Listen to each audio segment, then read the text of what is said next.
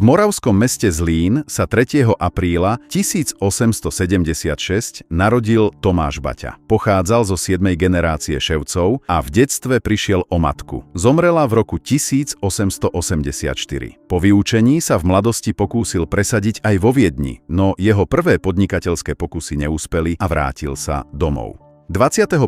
septembra 1894 založil v Zlíne spolu so súrodencami firmu s kapitálom uvádzaným približne 600 až 800 zlatých. Spočiatku vyrábali jednoduchú obuv a podnik prešiel ťažkými začiatkami. Koncom 90. rokov 19.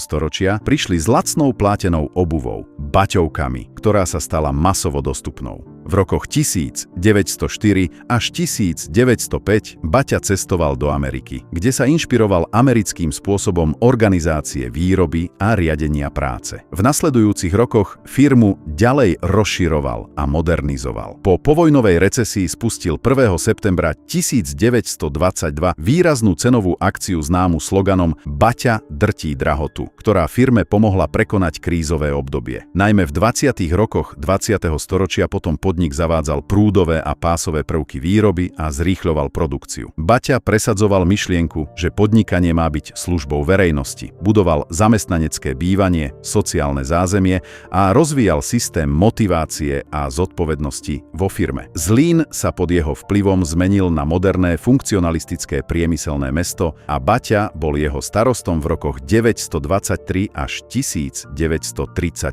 12. júla 1932 zahynul pri leteckej nehode pri odlete na cestu do Möhlinu vo Švajčiarsku. Mal 56 rokov. Na jeho dielo nadviazal najmä Jan Antonín Baťa a neskôr aj jeho syn Tomáš Baťa mladší. Značka Baťa pôsobí globálne dodnes.